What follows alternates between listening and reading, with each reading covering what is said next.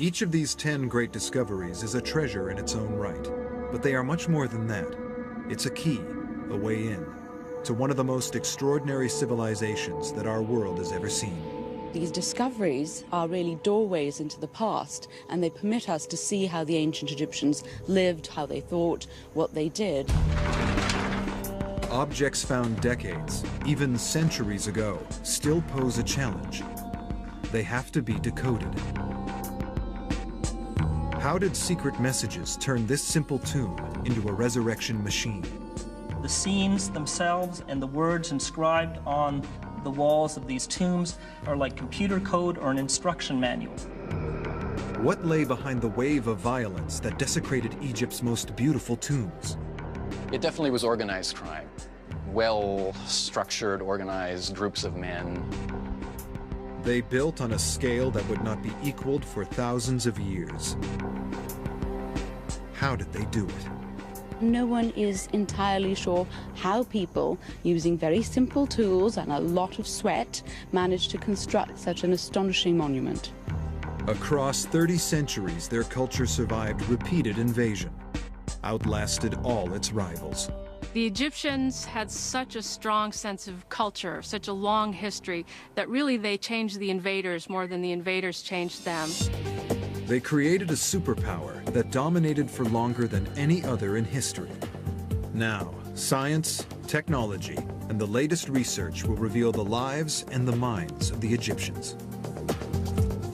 Dr. Zahi Hawass is the highest-ranking archaeologist in Egypt today and is guardian of all Egyptian antiquities.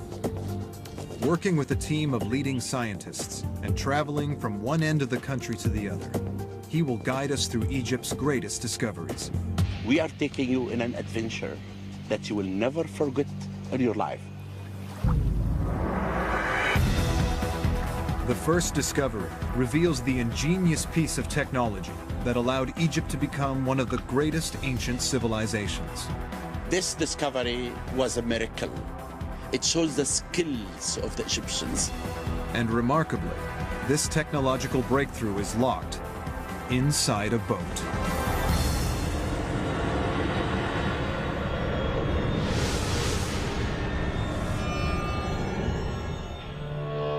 Over 4,500 years ago, the pharaoh Khufu ordered the construction of the Great Pyramid. What he buried beneath it is, in its own way, every bit as impressive.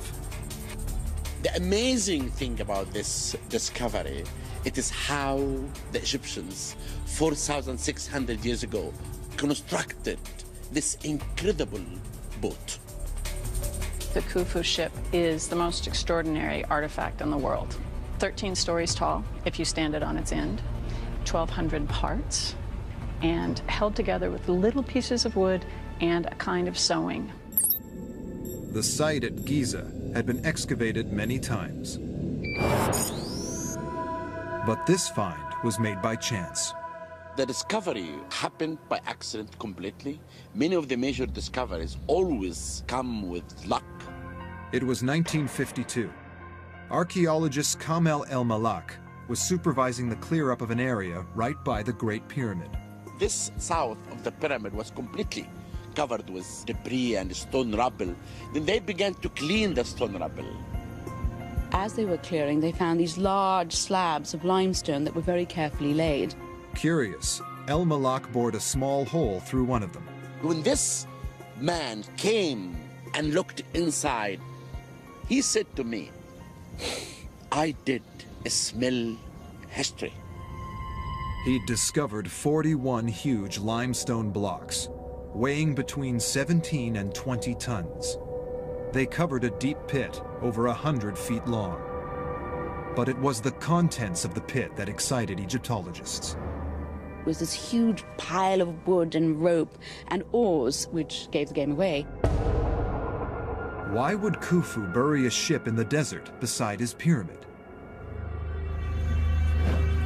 The answer tells us how the Egyptians saw death and what the pharaoh believed would happen to him. The pyramid would hold his mortal remains, but his soul would leave. It would be transformed. Khufu was a king and a god. So when he died, he became one with the sun god. Ascending to the heavens, the pharaoh would become one with the sun god Ra. Unified, they would make the sun's daily journey across the sky. They would be carried, the Egyptians believed, in a great boat.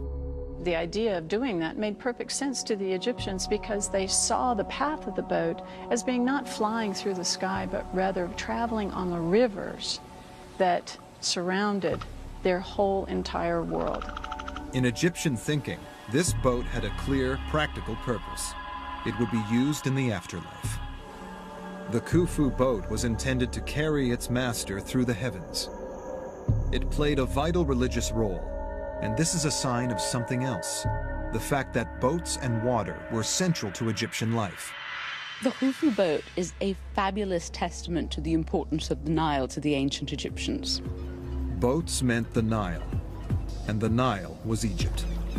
Egyptians relied on the Nile for food, for water, for irrigation, but most of all, they relied on the Nile to move them from place to place. The Nile linked the north and south of Egypt. The Egyptians traded with the outside world via the Nile.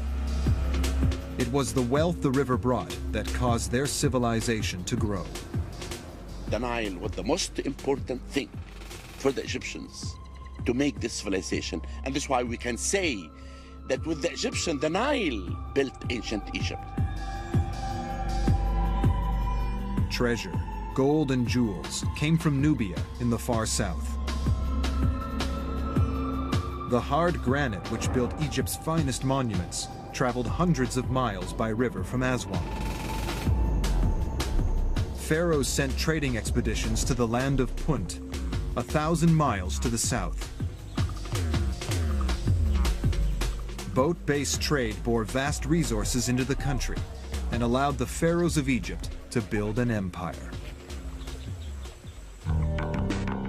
The importance of boats to ancient Egyptians is clear from wall art all across the country. But artwork cannot reveal the ingenious techniques they used to build such massive vessels. For archaeologists, the discovery of this real boat, perfectly preserved by the manner of its burial, is like a time capsule. It looked as if the edges of these timbers had just come out of the shipyard and that not a second had passed over the next 4,500 years. Archaeologists can investigate ancient boat-building technology as if they were there at its construction 45 centuries ago. Each of the hull's 1,200 pieces was carved by hand. You have this very complex interlocking jigsaw of the planks themselves. Each piece fit individually and particularly into the piece that was above it, below it, to the ends of it. But it is how these pieces are joined that is remarkable. The Egyptians did not use nails or anything to construct the boats. No screws, no rivets, no glue. This boat is held together by grass. The grass is called halfa, and it's common all over Egypt. They're these long strands of grass which are very rough, but you rub them together in a particular way, and it forms a very strong yet flexible rope. Restorers have created a model of the boat at 1 to 100 scale. This is how they used the ropes to construct the joins pieces in the boat. Incredible. The development of this technique offered the Egyptians an advantage over other cultures. At the time that the Khufu ship was built, most other places that we know about were only making dugout canoes out of logs.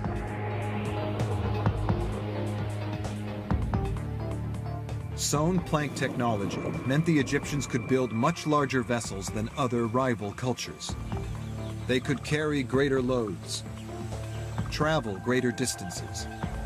They could trade throughout the known world. The Egyptians didn't just paddle back and forth on the Nile. They were also fully capable of sailing out into the Mediterranean, places they wanted to go. This was the basis of tremendous economic success. It laid the foundation for 3,000 years of civilization. It helped create one of the most successful superpowers that the world has ever seen. The Khufu boat is the first of Egypt's 10 greatest discoveries, because boats sparked the birth of an empire. Wealth brought by supersized boats paid for supersized construction. Egypt built temples and monuments on a scale not matched in antiquity. But these temples and monuments could never have been built if the ancient Egyptians had not mastered the skills needed to quarry stone in vast quantities. Without stone, there would have been no statues or monuments.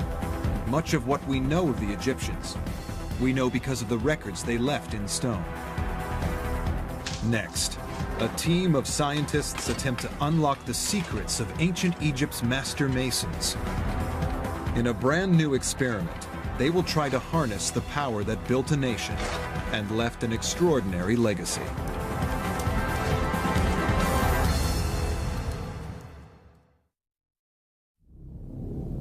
Egyptology's greatest discoveries give us a glimpse of an alien civilization, one that endured for 3,000 years. Its legacy is a series of constructions so large, so perfect, that they inspire awe even today. Scientists are trying to puzzle out how, when all that was available was manpower, the Egyptians managed to quarry vast blocks of stone. Blocks such as the unfinished obelisk. They left it in situ as an evidence to teach us how the Egyptians cut the obelisk.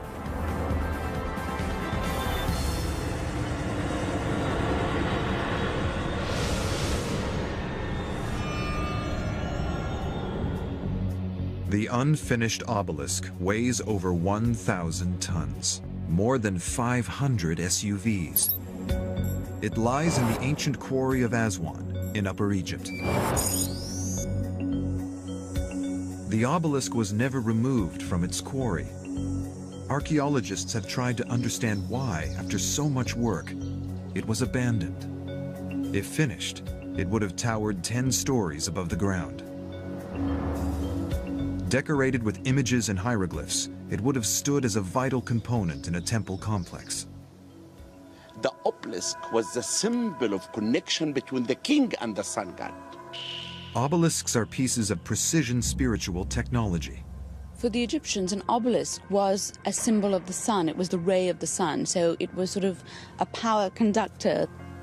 Working like a spiritual lightning conductor, obelisks could collect and channel energy from the heavens.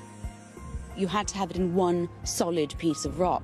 If you had it broken, it would mean that the sunbeam was being broken, and thus you would shatter the power of the god. So when the engineers discovered a crack in the obelisk at Aswan, they abandoned it. A piece of bad luck for the ancient Egyptians, which is a piece of good luck for science. One of the things in archaeology that is almost as important as successes are the failures. Evidence on and around the obelisk is revealing how the ancient quarrymen excavated the massive stones. Like a 1,000-ton time machine, it offers a snapshot of 3,000-year-old work in progress. Using the evidence from the unfinished obelisk in a brand new experiment, scientists hope to demonstrate how this was possible. We began to discover amazing things that did enrich our knowledge about obelisks for the first time. Adil Kalani has spent a career investigating ancient quarrying techniques. This is a good example for natural cracks in granite layers, which is really very important to looking for before to start working. Granite has naturally occurring fault lines where the rock is already weak. By identifying and targeting these fault lines, the ancient engineers could begin the process of splitting the stone from the bedrock. It would be the ease of chiseling rock, because you'd have to cut the face, you'd have to kind of break pieces out of it, but there'd always be this plane of weakness that would help separate the rock in an expeditious manner. In the second phase, laborers bashed handheld stone pounders into the fracture line to wear the rock down. These early sledgehammers were made of dolerite, a stone much harder than granite. But the technique took time. And time was a luxury that the quarrymen did not have. Pharaohs always wanted their monuments done in a hurry. Many pharaohs were worried that they simply wouldn't be around long enough. The average reign of a pharaoh was less than a decade, and no pharaoh would trust his legacy to his successor. You had all of eternity for your monuments to last, but you had a very short lifespan in which to get them built. From the sheer number of granite obelisks and statues across Egypt, it's clear that the ancient quarrymen found a solution. Beneath the quarry, the archaeologists found the clues which tell us what the solution was. What we have here, actually, it's all the story. It's like an open book. It tells us everything about what the Egyptian made. Within the strata are charred mud bricks, burnt wood chips, and heat-fractured shards of stone. From this, Adel believes he's worked out how Egypt's engineers accelerated the quarrying process. The Egyptian used fire to help them for splitting the stone. Heat from a fire would cause the rock to expand, and cooling would cause the rock to contract. This process weakens and can even split the rock. In theory, if the Egyptians could control this, they could split large sections of the granite. But Adel has not tested the theory till now. I'm excited to see the result because it's a new discovery. Exactly as the ancient engineers did, Adel selects a fault line in the rock.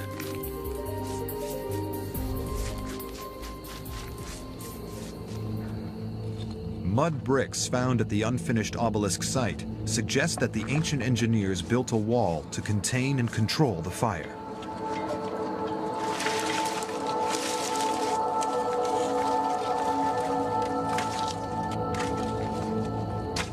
The fire raises the temperature of the rock to 800 degrees. This expands and stresses the rock. After 60 minutes of intense heat, it is safe for Adel to approach. Water causes the temperature to drop by 85% in seconds. The rock rapidly contracts. Ooh. No, it's very hot, very, very hot. But what damage has the heat done? Adel can now experiment whether the fire-weakened stone is easier to split than a second untreated fracture. After half an hour, he calls stop. Without fire, the workmen on the control test had made little impact on the fracture line. But at the burnt fracture, the crack is crumbling. You can see how the fire setting affected with the granite layers. It's working very, very fast, more than what we have expected before. That explains how the ancient Egyptian made a lot of obelisks in very, very short times. It's therefore likely that the way to quarry such large amounts of rock in such a short amount of time would be with the aid of fire. One of the main mysteries of the ancient Egyptian techniques solved by this operation today.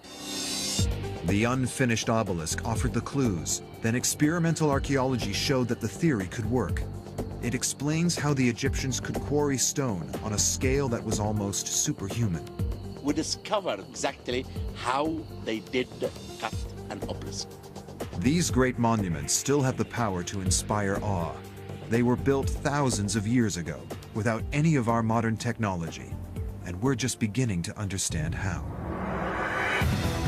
But the third discovery takes us beyond technology, to Egypt's master builders, the men who created one of the most recognizable landmarks in history.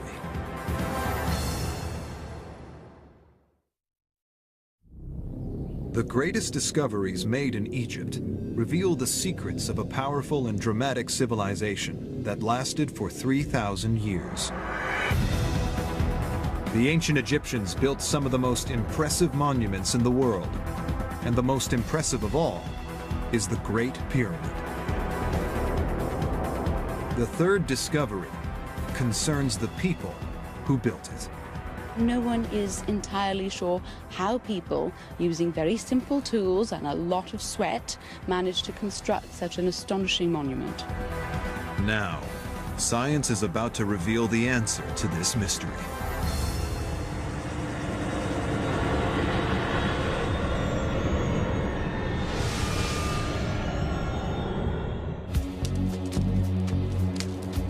Until recently, a common picture of Egypt was a country where pharaohs and nobles commanded huge armies of slaves. But new discoveries redraw this image. They reveal a sophisticated social hierarchy and worker welfare. A society that would be recognizable to today's workers, union officials, bosses, and CEOs. The pyramids are located at Giza. 4,500 years ago, the great pharaoh Khufu ordered the construction of what is still the largest tomb ever built. Climbing 500 feet above a plateau, it weighs as much as 17 Empire State Buildings. People have claimed that the Great Pyramid must have been built by aliens, or using spells chanted by priests with secret mystical powers. This is because its scale almost defies logical explanation. Until recently, many believed that it was built by gangs of thousands of slaves. But now, Dr. Hawass has made a discovery that reveals the mystery of who built the pyramids. I was able to write the history of the pyramid builders from the discovery of the tombs of the pyramid builders. The discovery is a tale of patient detective work and archaeological forensic science. In 1990, Dr. Hawass found some mysterious evidence. We began the excavation and I found very strange things. I found bones and wheat seeds, and I said, what's this? They realized that the builders' tombs were constructed of the same material as the pyramids themselves. Chunks of limestone, granite, and basalt from what's left over of building the pyramid. This rock was what they'd used to fashion a tomb for their king. With the pieces they hadn't needed, they built tombs for each other. Further up the hill, Dr. Hawass's team discovered more elaborate tombs. One bore a name. Some hieroglyphic inscription. And actually, he was Inspector Saj, the overseer of the workmen who dragged the stones. So the workforce clearly had an organized hierarchy. The overseer was buried higher up the hill than the ordinary workman, a reflection of his higher status. The evidence in the tombs suggests that workers had defined roles, distinct responsibilities. It was much like a modern construction crew. This is another unique tomb that I found. This tomb belonged to a man named Neferthis. Now we can see his name, Neferthis. But really what's unique in my opinion, look at these scenes. I have never seen it at all. They're making beer and also baking bread. And this is why I really believe that Neferthis could be the one who was in charge of the bakery. The museum in Cairo contains statuettes found in Giza. These show the various roles of the citizens, including baking bread and making wine. Other painted reliefs show scribes keeping accounts and records for the tradesmen. Again, it points to a workforce organized along familiar lines, like a modern industrial community. And they appear to have been well valued and well cared for. The evidence reveals that there was a medical aid program. We found that many workmen had accidents, like stones will fall on their hand and on their legs. They were involved in moving heavy stones. All the skeleton of men and women had a stress on their back. Still, the forensic evidence shows that the level of care they received was surprisingly sophisticated. Janet Monge is a physical anthropologist who specializes in the study of ancient bones. We see the shafts show clear evidence that at some point, well before the death of the individual, the bone was actually fractured. The bones are set really well to each other, probably were immobilized for a period of time. And, we would say, by today's standards, these are really superb healing process in these individuals. He did a good job. Clearly, these workers were highly valued by their employers. Being a worker was a rare privilege. You were well paid, you were well looked after, and it was in fact a cushy job.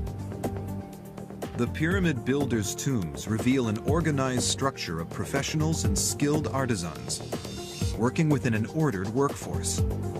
They were supported by a sophisticated employee welfare system. This discovery can prove one important thing, that pyramids were not built by slaves.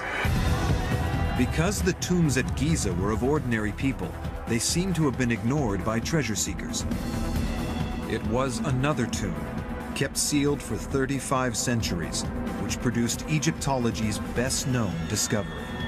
The tomb of the most famous of all pharaohs, Tutankhamun.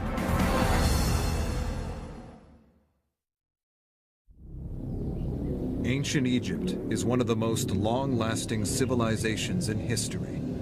It was ruled over by the most powerful kings.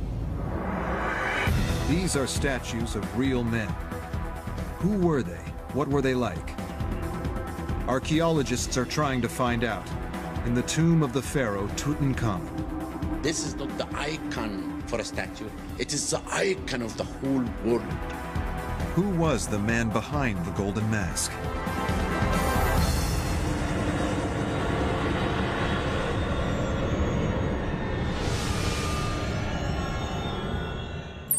The Valley of the Kings, on the west bank of the Nile. The Valley of the Kings contains 63 tombs. But for centuries, the one belonging to Tutankhamun lay hidden. In 1922, the great explorer and Egyptologist Howard Carter set out to find it. Howard Carter stayed for 5 years, 5 seasons, trying to find the tomb. Until one day in the morning, when the workmen began to clean around, they found 15 steps lead to the entrance of the tomb. The tomb descended 30 feet into the limestone rock of the valley. The end of the shaft was blocked. Carter punched a hole. And he saw in this room wonderful things. The tomb contained not only the body of the pharaoh, but over 3,000 treasures buried with him.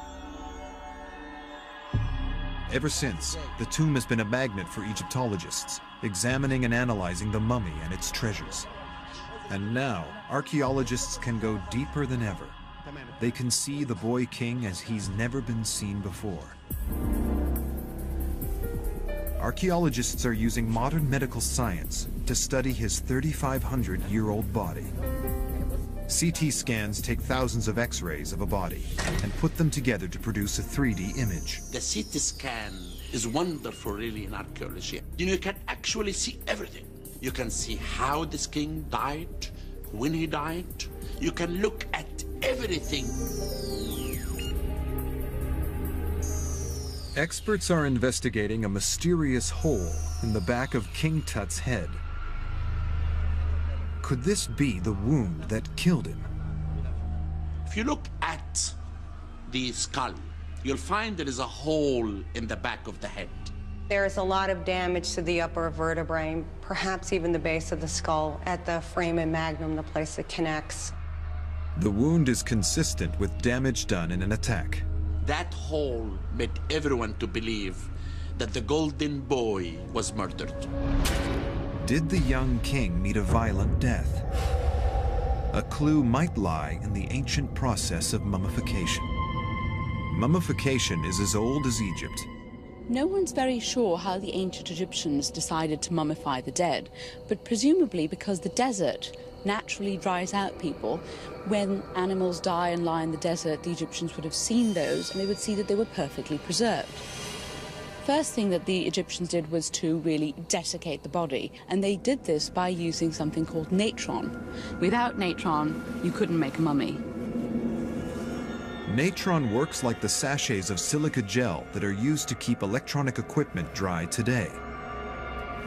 Natron's basically a mixture of salt and baking soda, and what it does is it just draws away all the liquid in your body, and that's what makes a mummy.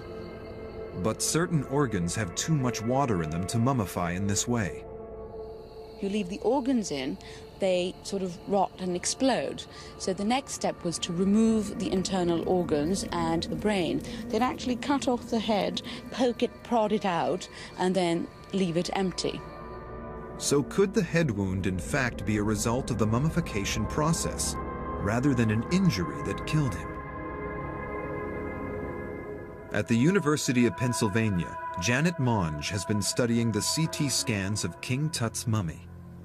When damage occurs before the time of death of an individual, it's called antemortem damage, and generally if it's on bone or tissue, you'll see some healing if the person lived.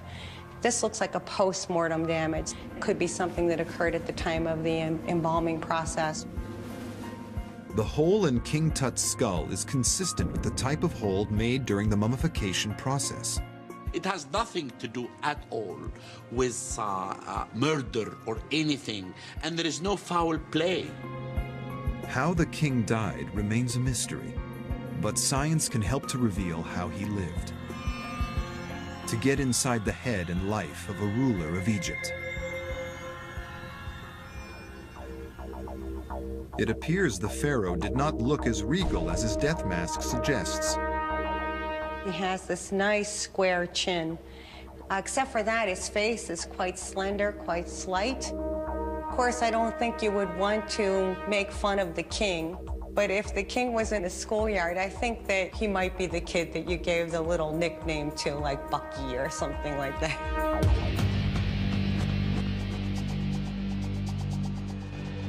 The scans clearly show the boy king had buck teeth, unlike his famous mask.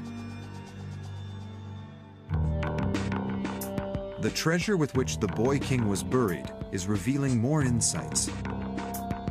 Tutankhamun's tomb has produced more riches than all the discoveries of Egypt put together. This famous mask was buried with 6 whole chariots and millions of dollars worth of gold. But what makes this burial unique is the fact it was found absolutely intact.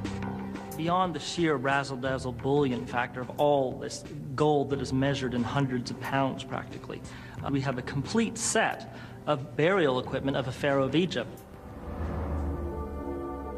The artifacts go some way to reveal the personality of the pharaoh. They were designed to the same standard as those he would have used in life. It's amazing to us that they would expend so much energy to create something like one of these little jar stoppers made of alabaster. And they're perfect, exquisite works of art. But they were never meant to be seen by people. They were buried in the king's tomb, never to be seen again. The type of artifacts and the care with which they are crafted give us an insight into how Tutankhamun lived. The Egyptians believed that your afterlife was much like this life, except better. So you had to take everything with you. The objects Tutankhamun wanted in his tomb and the afterlife were the ones he had enjoyed during his lifetime. We know that he liked a particular Egyptian game called Senet because he was buried with everything from a large formal Senet board and box table to a tiny little traveler version made of ivory that was only about this big. Tutankhamun was the supreme ruler of a superpower. These artifacts remind us of his youth, and perhaps offer us a glimpse of his character. Where Carter's discovery showed the world the pharaoh, modern science is showing us the man. Further investigations of the tomb's artifacts and Tut's mummy are likely to reveal more details about the real human being behind the mask. But in ancient Egypt, like today, the vast majority of the population were not kings and queens. They were ordinary working men and women who formed the heart of a nation. Through the next discovery, Egyptologists can get a glimpse of these ordinary people, the citizens of ancient Egypt.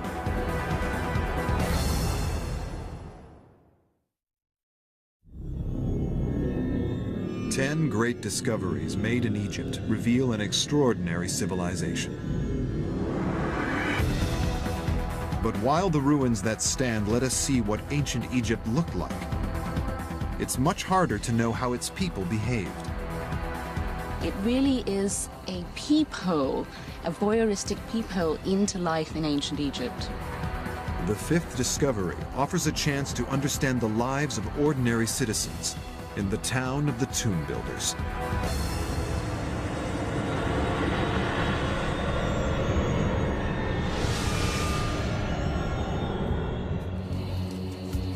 The town of Deir el-Medina gives a rare insight into daily life in ancient Egypt. It stood on the west bank of the Nile. The remains of an uncontaminated Egyptian town make a rare and very valuable discovery. Deir el-Medina remains pretty much untouched as the villagers left it, so this is really a huge resource for archaeologists in reconstructing the lives of ancient Egyptians. It survives because it was built of stone. Most other ancient Egyptian towns were built on the Nile floodplain from mud brick, which washes away. The spectacular and very lucky thing about Deir el-Medina is that it survived at all. It was home to 280 people, and it was built in an unlikely location. It's high up in the desert, an hour's walk from the Valley of the Kings. This leads archaeologists to believe that it was purpose-built to house the people who worked in the valley. They were charged with the building, the constructing, and also the decoration of the king's tombs in the valley. Families appear to have lived in their own single-story houses. This is actually the front door of a house that really I believe that this man was one of the overseers and he should be a very influential person. Craftsmen, goldsmiths, and tomb builders held high status in a land where most of the population worked long, hard hours as farmers. Workmen had a pretty cushy job when it comes down to it. It seems that on average they worked maybe 2 out of 3 days. They would receive fish and wine on special occasions. They probably liked the job that they had. As well as constructing the tombs of their pharaohs, the citizens of Deir el-Medina built their own. And by examining artwork on their walls, archaeologists can begin to piece together the lives of the people who lived there. We can really actually learn a lot about daily life from Deir el-Medina tombs. The art shows a thriving community of prosperous and successful individuals. But the paintings on the walls reveal how the villagers wanted to be seen, not how they actually were.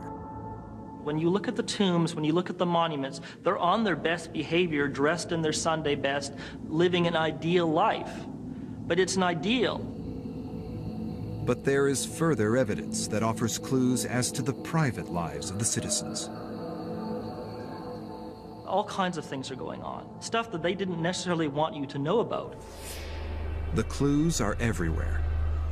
The whole cliffs around the city are limestone. So any piece of the mountain that comes off at a nice flat angle like this is a potential riding surface. And this potential was fully exploited by the residents of Deir el-Medina. For the ancient Egyptians, we can compare this to a post-it note. They were able to use these just by stooping down and picking up a piece of stone off the ground. There you go, writing material. These shards, known by the Greek word ostraker, were used to document both official records and private notes. The fact that ostraker were used to send messages between friends provides experts with unique insights that were previously unknown in the archaeological record. we can see the real Egyptians essentially letting their hair down. Ostraca reveal how they spent their personal time. They like to drink, they obviously like to fornicate, and they love to gossip. From this Ostraca, you can reconstruct the life 3,000 years ago, how they lived and everything about them from the inscribed limestone. The evidence at Deir el-Medina reveals that its residents had lives not unlike our own. It tells us for the first time this discovery, not about kings and queens as we know all the time, but tell us about the common people and the life of the common people. But they lived these lives amongst the tombs of the dead. The Egyptians were a very spiritual people. They believed that the dead continued to influence every aspect of life in Egypt, from beyond the grave. For the 6th of Egypt's 10 greatest discoveries, Dr. Hawass will reopen a tomb that has remained closed to the public for decades. He'll discover what the Egyptians believed was a 300-yard-long magical supercomputer.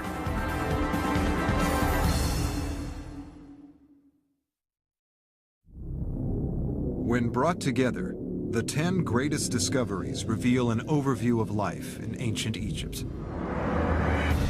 But it's impossible to understand Egyptian life without understanding their beliefs about the afterlife.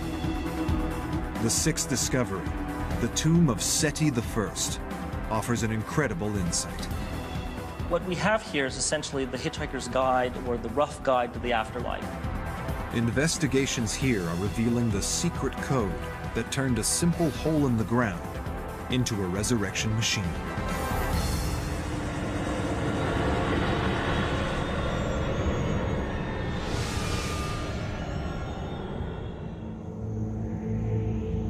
The Valley of the Kings contains 63 tombs. One of the largest is the tomb of Pharaoh Seti I. It provides a wealth of information about ancient Egyptian attitudes to the afterlife. Seti I's tomb is really one of the most extraordinary tombs that we have in the Kings Valley. Seti's is one of the tombs in the Valley of the Kings on the west bank of the Nile. Late in the summer of 1817, an Italian explorer called Giovanni Belzoni arrived at the site. Belzoni had been a circus strongman, but he devoted his second career to Egyptology. Through careful surveying of the geology of the valley, Belzoni discovered 8 tombs in just 2 weeks. And by week 3, he had more than doubled the number of tombs discovered. Nevertheless, it wasn't until the morning of October the 16th, 1817, that Belzoni made the find that would seal his reputation. When Belzoni found this tomb in 1817, it was a miracle. His eyes was shining. He found a small corridor and he thought it's intact tomb. To protect the wall art from the moisture and visitors' breath, Seti's tomb is closed to the public. But in his unique position as the head of the Egyptian Antiquities Service, Dr. Hawass is the only person in the world with the power to order the tomb to be opened.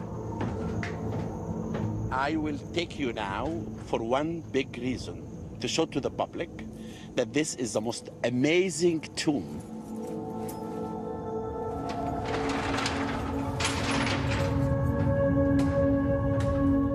The entrance sweeps down through the bedrock.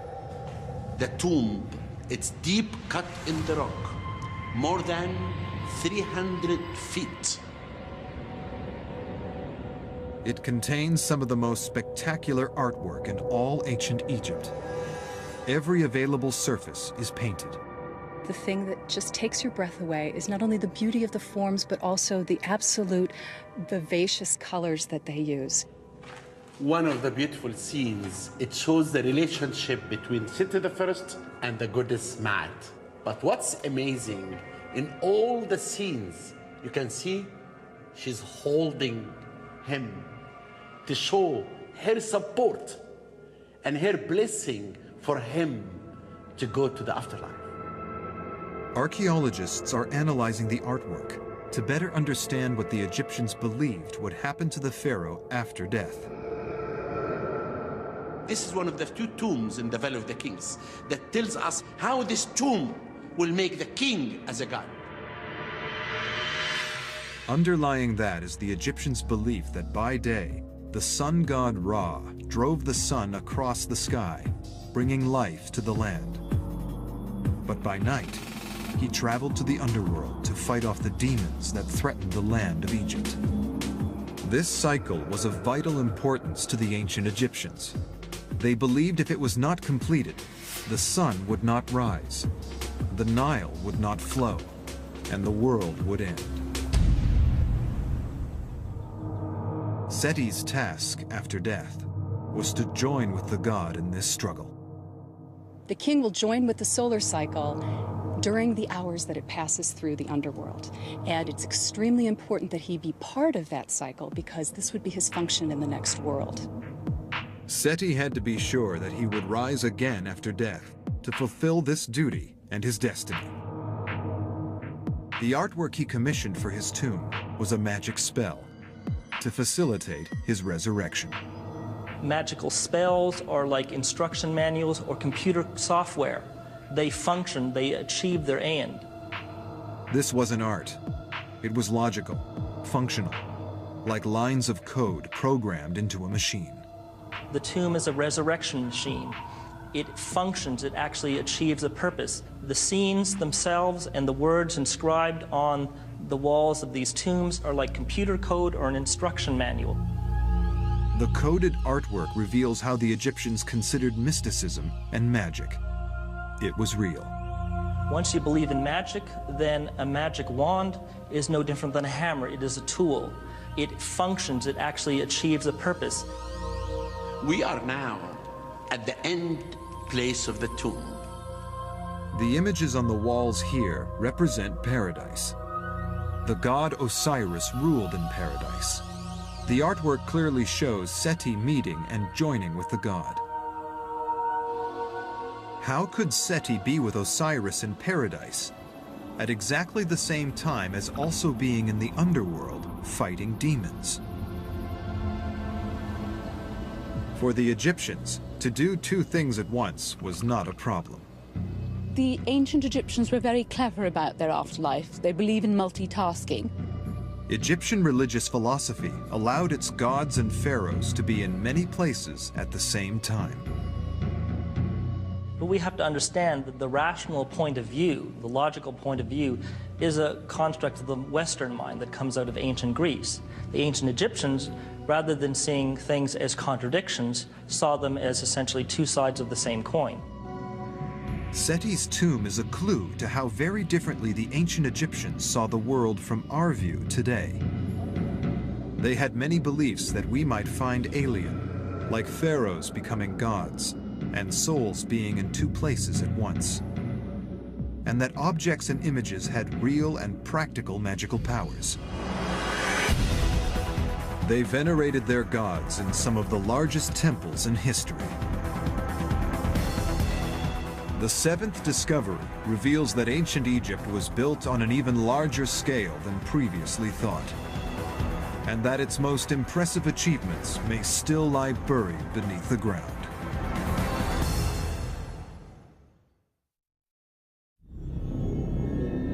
Ancient Egypt's 10 greatest discoveries reveal the secrets of a world that flourished 5,000 years ago. But some estimates suggest that 70% of Egyptian remains still lie buried underground.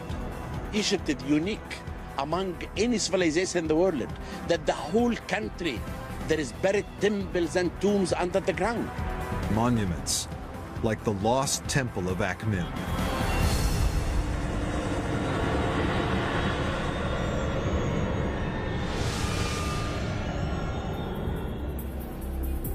There are theories which suggest that the ancient Egyptians built many more great monuments than previously thought.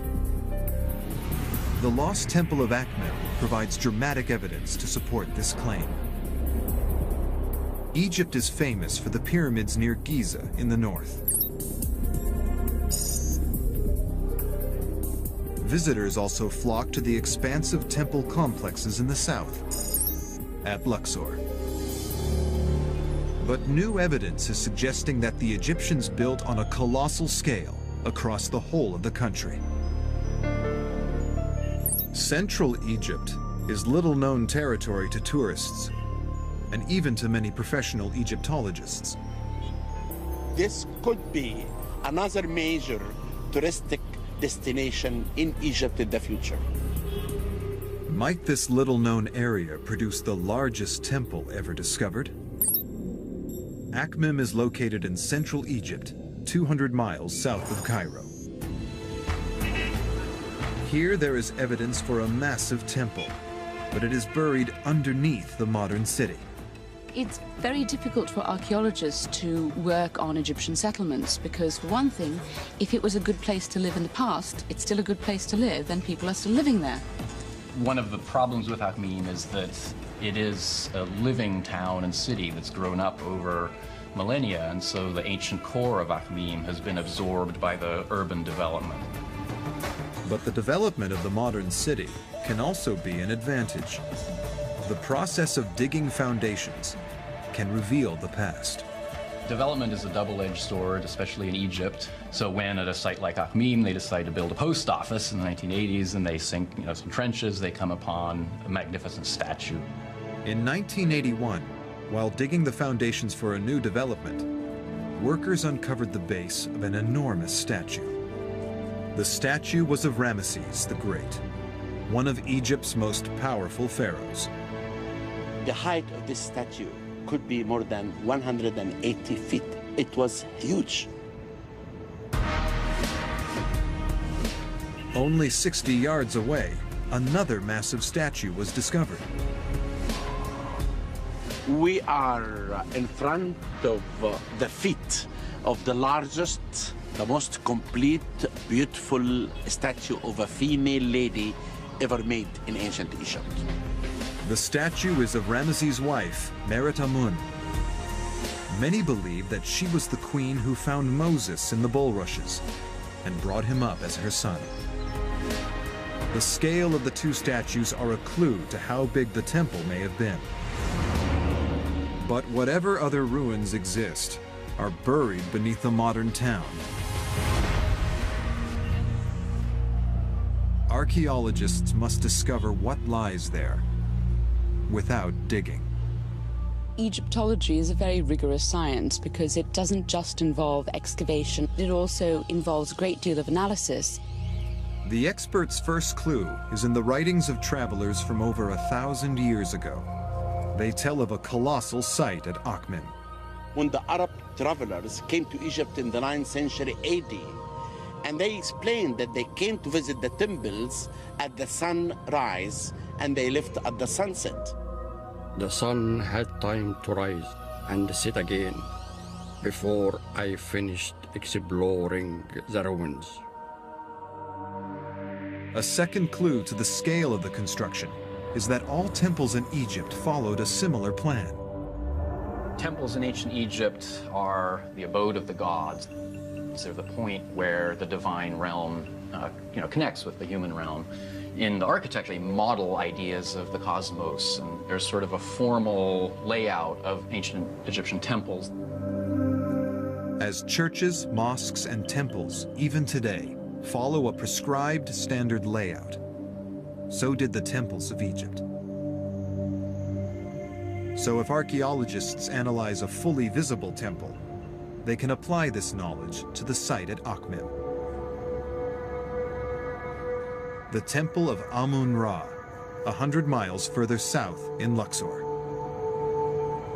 In analyzing the standard layout of Luxor Temple, archaeologists can base their predictions of where the rest of the site at Akhmim is buried. Mansour Bourek is a specialist in temple design. I think the Temple of Akhmim was bigger than this, but it has the same layout which we have now in Luxor Temple. A standard temple layout always begins with a long paved avenue. This leads to a massive gate flanked by two statues. And at Akhmim, this is where the statue of Ramesses would have stood. Inside is a courtyard. This would have been the location of the statue of Queen Merit Amun. But this is only the beginning. There are further courtyards, stretching 800 feet to the inner sanctuary of the temple. The layout of Luxor Temple can be applied to Akhmim. I have an image of the site here on the computer. By matching the locations of the Akhmim statues to the Luxor Temple plan, Dr. Wegner can estimate the true scale of Akhmin Temple. A sense of the scale of the temple can be hinted at by the soccer field located in the upper right-hand side of the Google Earth image. You can see that the probable extent of this New Kingdom temple encompasses maybe 4 or 5 times the length of that soccer field. In doing so, you get a sense of, quite a massive temple. Even without full excavation, by using this analysis, archaeology can affirm that the temple at Akhmim was built on a massive scale. This could be the beginning of the temple, and the sanctuary should be under the houses here. More excavation and development must be done before the extent of the temple can be revealed for certain. We'll be able actually to discover the whole temple. But one thing is clear, a new picture of ancient Egypt is being revealed. A larger and more developed country than previously imagined. A continuous band of development along the entire length of the Nile, not just at today's famous sites in the north and the south, but right through central Egypt too. Evidence of a civilization more impressive than had ever been thought. And the most successful ruler of this superpower was Ramesses the Great. Discoveries on the walls of one of the most impressive temples in Egypt reveal the dilemma that nearly destroyed his role as pharaoh. The story is revealed in the 8th discovery, the temple at Abu Simbel.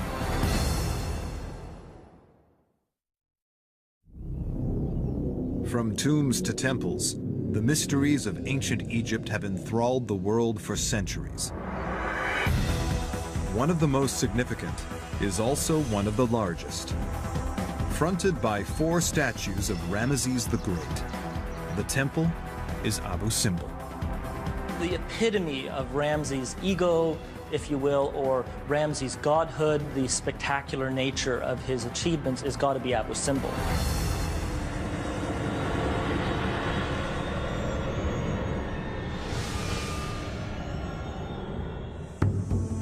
The Temple of Abu Simbel is a key to solving the dilemma faced by every pharaoh: how to reign as both a god and man. Artwork on the walls tells the story of how close the great pharaoh Ramesses II came to failing in his mission. Abu Simbel is in the south of Egypt, near the border with modern-day Sudan. Hewn out of the rock are 4 giant statues, and every inch of the temple's walls are covered with illustrations depicting the triumph of the pharaoh.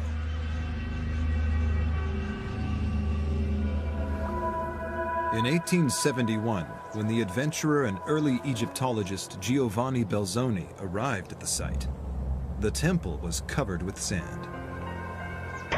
Belzoni set to work to remove the thousands of tons of sand, but every bucket he removed was replaced by yet more, sliding down the dune.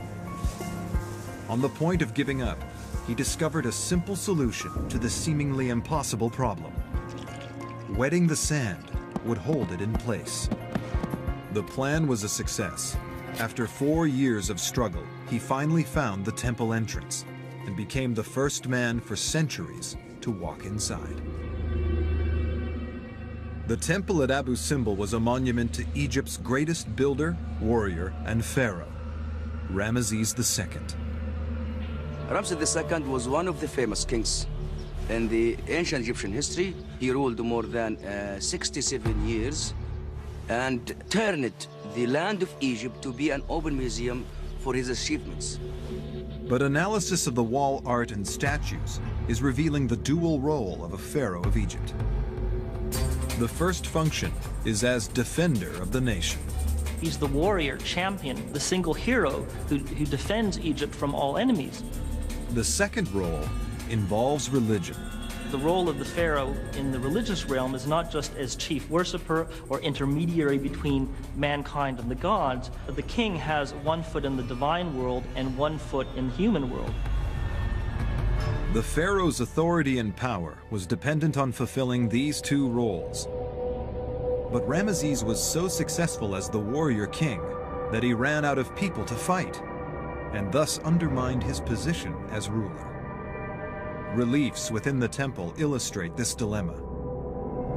The story begins with a battle, the Battle of Kadesh. Ramses II had this big, important battle, was the Battle of Kadesh with the Hittites. We can see written in the temple. During the first part of Ramesses' reign, Egypt was at war with its powerful neighbor, the Hittites. The Hittites ruled an empire that stretched from northern Turkey into Syria. Between them and the Egyptians lay the town of Kadesh. Reliefs on the walls of Abu Simbel contain the oldest complete record of a military engagement in history.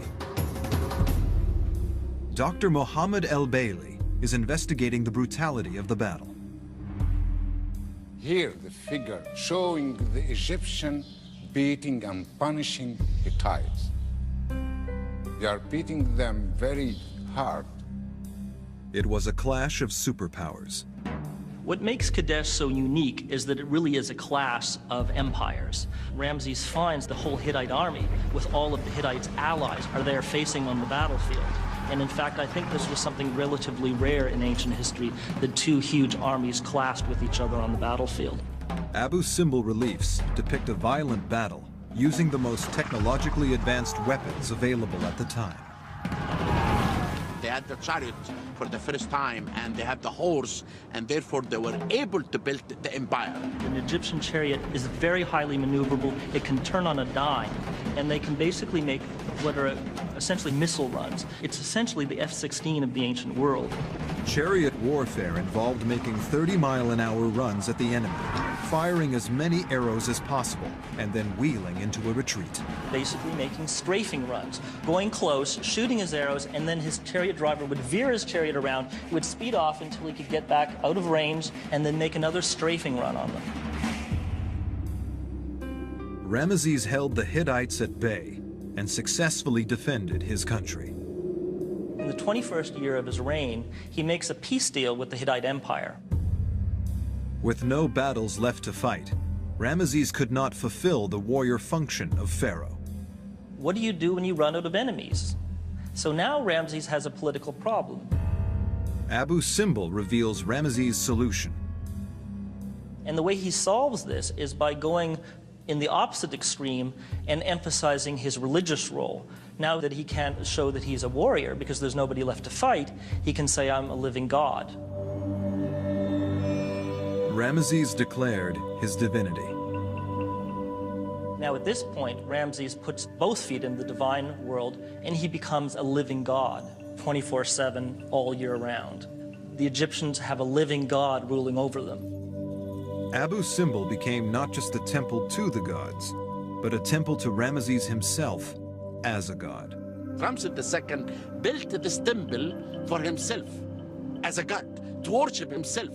Here we are arrived to the sanctuary, the holy of the holy place, where Ramses II deified and placed between the other gods. And you have his statue in the sanctuary with the other statues of the three major gods of Egypt, and he's one of them, equal to them. This was a political masterstroke. This was the perfect cover, that of living God, for a frail old man. And we know nothing about his mental faculties. Could he even see anymore? Had he gone blind? We simply don't know. The temple at Abu Simbel reveals the two most important parts of being Pharaoh, defending Egypt and communing with the gods. It reveals how Ramesses solved the problem of being too successful at the first role, that of defender, by becoming a living god. The penultimate discovery of the top 10 continues the story of the great pharaohs in the years after they died. It is a turbulent tale involving organized crime, robbery, murder, and state-sanctioned terrorism, and reveals the mystery of the missing royal mummies.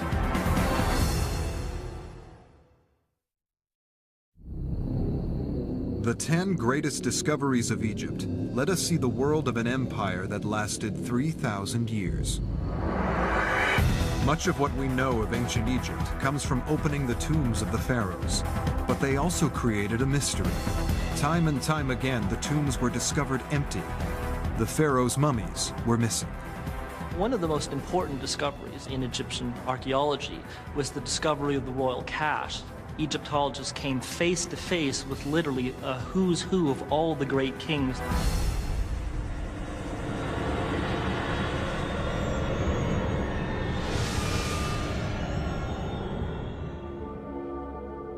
The discovery of the cache, or hiding place, of missing royal mummies reveals insights into the political state of Egypt at the height of her power. A story of organized crime and state-sanctioned terrorism that nearly destroyed a nation. The evidence lies on the west bank of the Nile. The Valley of the Kings contains 63 tombs for some of the greatest pharaohs of Egypt. Nearly every tomb has been discovered empty. The treasures and mummies gone. But about 3 miles away from the Valley of the Kings is another canyon. It contains no tombs, and it was thought, no secrets. Then in 1890, a shepherd was searching the cliffs for a lost goat. In a crevice halfway up one of the cliffs, he came across the entrance to a cave. And when he entered inside the shaft, he saw a corridor, maybe more than 200 feet, cut in the rock. Inside were the remains of over 50 different burials, including the mummies of some of the greatest pharaohs in history. To solve the riddle of why the mummies were there, archaeologists must look at the political and social state of Egypt 3,000 years ago. Drought and infighting between rival political factions was bringing the country into a state of anarchy. All these problems, the ecological, political, foreign invasions, you basically have a case of systems collapse. When a complex governmental system is facing multiple threats, multiple problems that it can deal with one-on-one, but when they all happen at the same time, the system can't take it and the whole thing cascades and fails. Society broke down. The population was facing famine and poverty. The need for gold drove the people to the one place they knew they would find it, the tombs of the pharaohs. At night, people used to go inside to look for mummies and enter inside the tombs and rob everything. These acts of sacrilege were born out of desperation. Once that line between civilization and chaos is crossed, nothing, not even belief in the gods, fear of sacrilege and fear of eternal damnation will prevent you from robbing tombs and violating temples. But this was not the work of random criminals. It definitely was organized crime.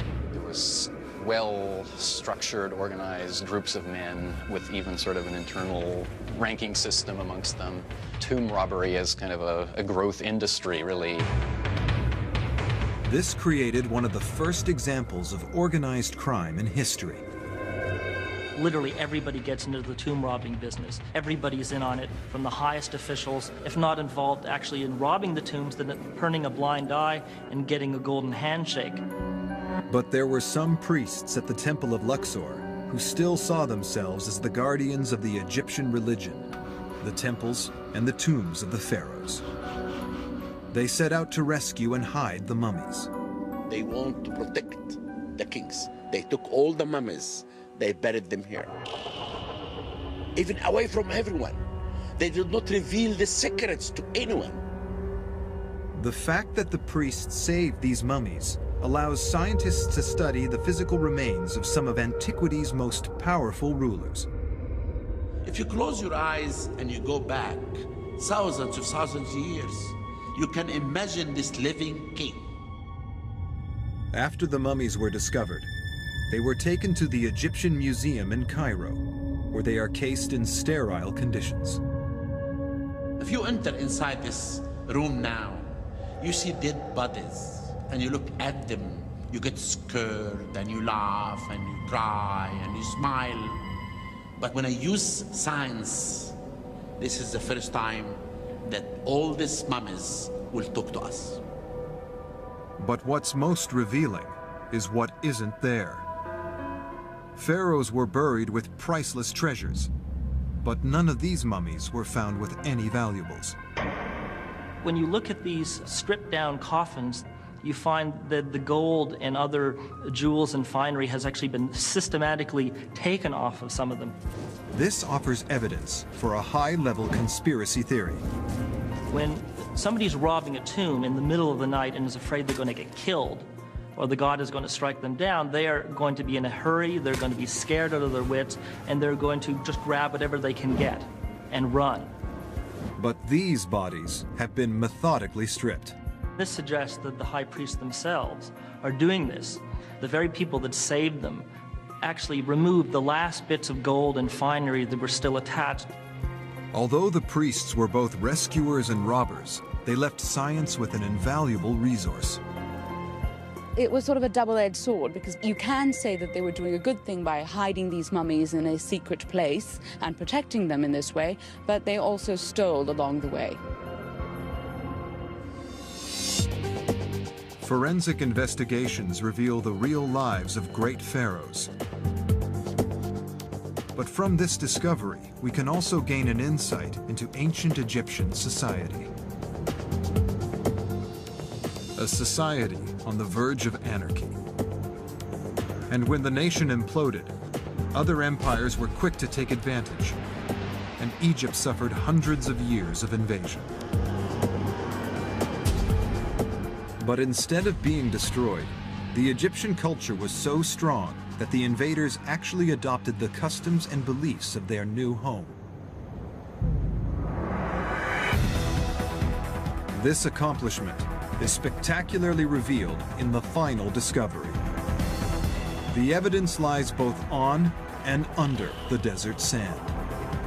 If you go down under the ground, you find mummies covered with gold.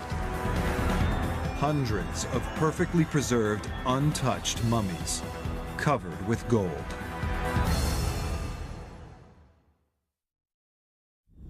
For centuries, the ancient civilization of Egypt has captured the imagination of scientists, archaeologists, and adventurers. Now, guided by Dr. Zahi Hawass, a team of experts has selected the 10 greatest discoveries that tell us about this extraordinary civilization.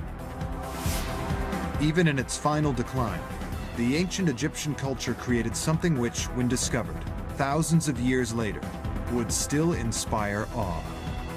A field of mummies, still untouched. If you look around you, right or left, or any place, you will dig and you will discover mummies.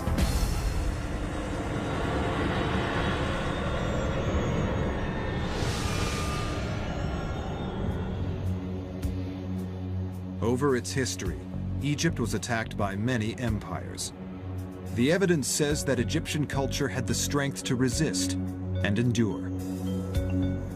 Egyptian culture, Egyptian society, Egyptian religious beliefs conquered the conquerors. The Bahariya Oasis in the Western Desert. The first clues that this area is unusual lie on the sand itself. Bones and skulls litter the valley floor. The skeletons belong to buried corpses. They have been dug up by wild animals, a sign of what secrets lie beneath the sand. The discovery was made not by an adventurer or an archaeologist. In fact, the discoverer could not even speak. The discovery happened by accident. In 1994, a donkey got lost in the desert. When the owner came to look for his beast, he found it rooted to the spot, staring into a hole in the desert.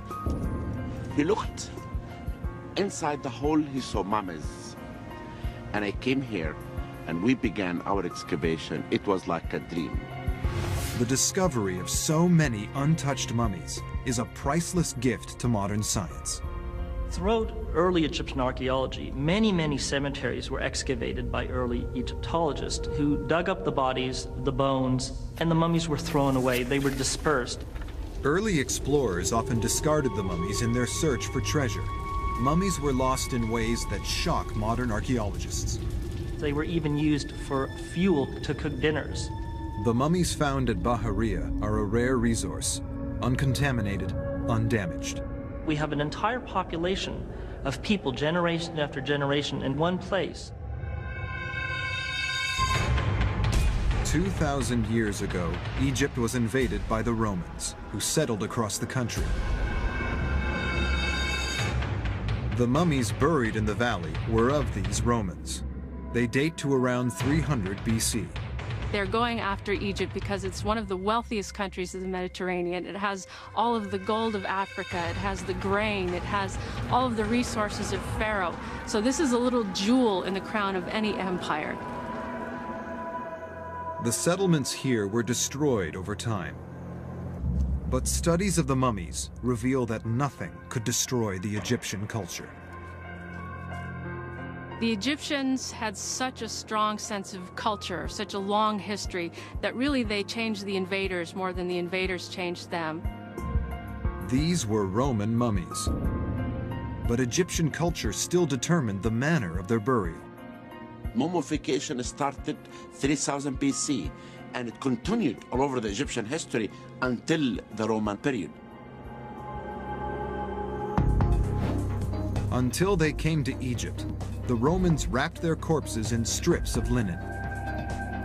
In the beginning, most of the mummies, their faces covered with linen like this completely. But the Egyptians produced coffins and death masks with faces. Here we have this mask with the face, and all the other mummies have masks. The masks reveal the change from Roman style to Egyptian as the invaders became naturalized. You can see this cultural unification, this cultural melding going on right before our eyes from generation to generation. But the mummies hold another secret. To investigate this, a selection have been moved to a facility where they have been cleaned and restored. Here in sealed cases, the masks reveal even more insights into the Egyptian culture. The mummies are covered in gold. The ancient Egyptians loved gold. It was obviously one of the most expensive things in the ancient world. But most importantly for the Egyptians, they believed that the body of a god was made out of gold. This reveals an insight into what the ancient Egyptians believed about reincarnation in the afterlife. When you die, you are transformed from a mortal into a divine being, which is why they had gold on, sometimes literally on the face, otherwise on the coffins or sarcophagi, because that showed that you had been transformed from the mortal state to the divine. The mummies are evidence that the Romans adopted the Egyptian use of gold in their religious beliefs. And yet the design of the faces reflects the Roman influence of these new settlers.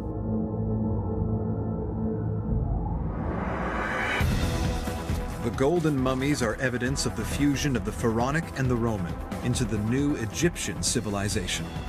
Something to please the Roman and something to please the Egyptians. The mummies in the valley demonstrate that whatever happened in her history, Egypt was both ultimately strong and flexible. This allowed a continuation of belief and tradition that was always essentially Egyptian. The sense of identity gave them a sort of stability to throw off any empire and embrace whatever new one was next. Now we've revealed Egypt's greatest discoveries. We can bring them together. We'll complete the picture of the world of the ancient Egyptians, a world that has remained powerful and captivating right up to the present day.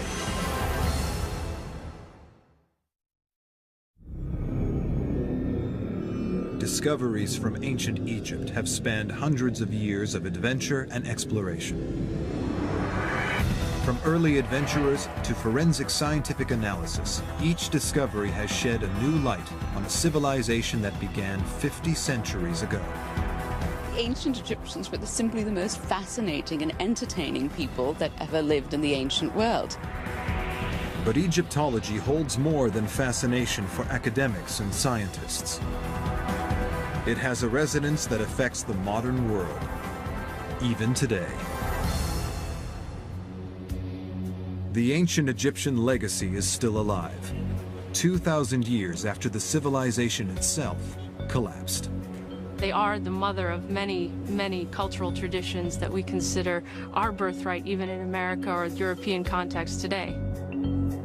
One of the most important legacies left to modern life by the ancient Egyptians is the science of medicine.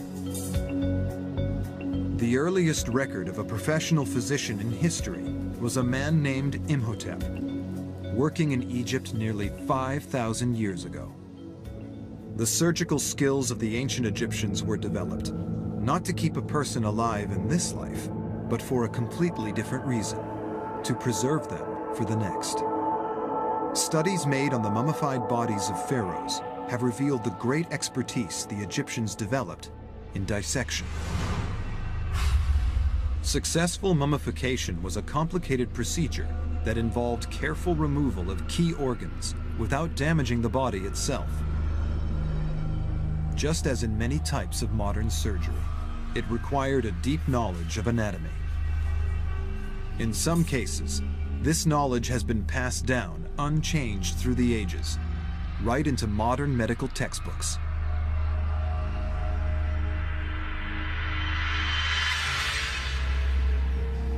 And medicine is not alone in the debt it owes the ancient Egyptians. Modern engineering and construction techniques rely on the knowledge developed along the Nile Valley over 4,500 years ago. The Great Pyramid at Giza is built with such accuracy that its width varies by less than 2 inches across its 750-foot length.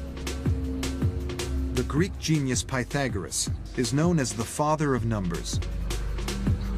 He trained in Egypt. Here he developed algebraic formulas that provide much of the basis for modern engineering and construction.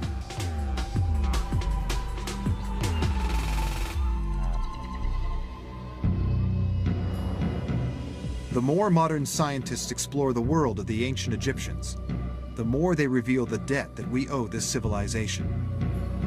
The quest for new discoveries is being pursued every day. It's up to new people to kind of come around, try and discover if there's any more discoveries of this type to make. But that's an exciting way to do the search. One new avenue for investigation lies in the Valley of the Kings. From the tomb of Seti I to the treasures of Tutankhamun, the valley has produced many of the most important discoveries of ancient Egypt. But it may still hold more undiscovered secrets. This was confirmed by the discovery of a new tomb in 2006 called KV63. Many scientists believe there are more undiscovered tombs in the valley. I think not all Pharaoh's burial sites are known, so I think the opportunities are still there. Text records list many more pharaohs than the number of tombs discovered. That's the exciting part of it, that there's at least one validation of the concept. New scientific analysis is revealing ways to begin the search for new tombs. Archaeologists are suggesting that the ancient Egyptians surveyed natural weaknesses and fractures in the rock to make it easier to carve out the tombs. So once you find the zone of fracture concentration and extrapolate its trend, the tomb builder could follow that by good fortune, and he would stay right along it because it's almost a straight line. Richard Parizek is surveying these fractures in the Valley of the Kings. Now, this is a zone of fracture concentration that, and you'll notice the fracture pattern just jumps right out at you. If the ancient engineers dug tombs along fracture lines thousands of years ago, then fracture lines are a good place to look for a new tomb today. That gives you some search pattern that might say, look, if you're going to go looking, include this as part of your search technique. Only time will tell whether this approach will produce a discovery as extraordinary as the tomb of King Tutankhamun. But all archaeologists agree on one thing: there are more discoveries to be found. Future generations will have a different idea of the top 10 discoveries and their importance because of the scientific methods that continue to evolve in archaeology. As scientists follow in the footsteps of early pioneers like Carter or Belzoni, they continue to make new discoveries. You never know what the sand of Egypt may hide of secrets. These secrets are revealing not only the mysteries of an extraordinary empire, but also the powerful legacy that 3,000 years of civilization left for the modern world.